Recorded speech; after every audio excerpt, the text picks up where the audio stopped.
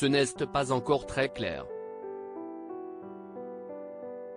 Le couperet est tombé à la mi-journée, 2 jours avant l'arrivée prévue du roi Charles III et de Camilla en France. La visite est annulée.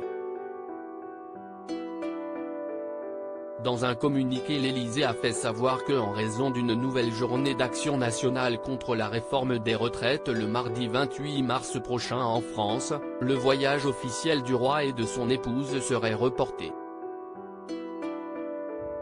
Une décision qui aurait été prise d'un commun accord entre le roi d'Angleterre et Emmanuel Macron lors d'un échange téléphonique.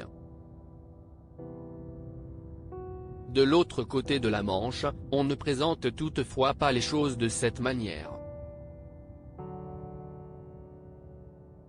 Selon un communiqué des services du Premier ministre britannique, tweeté par la journaliste du Daily Mail et chroniqueuse royale, Rebecca English, la décision a été prise de façon concertée, après que le président de la France a demandé au gouvernement britannique de reporter la visite. Selon les mots du porte-parole du gouvernement britannique, ce serait donc Emmanuel Macron qui serait à l'initiative de ce report. Charles III, roi dandy, l'homme le mieux habillé du monde. Une visite trop dangereuse pour Charles III. Le dîner monarchique à Versailles posait déjà de gros soucis de logistique et d'image. En pleine grogne sociale, difficile de recevoir un monarque dans un château.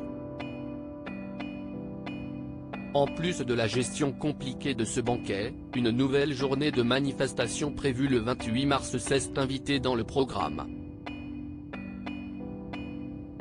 Des perturbations avaient déjà été annoncées en début de semaine pour perturber la visite du monarque.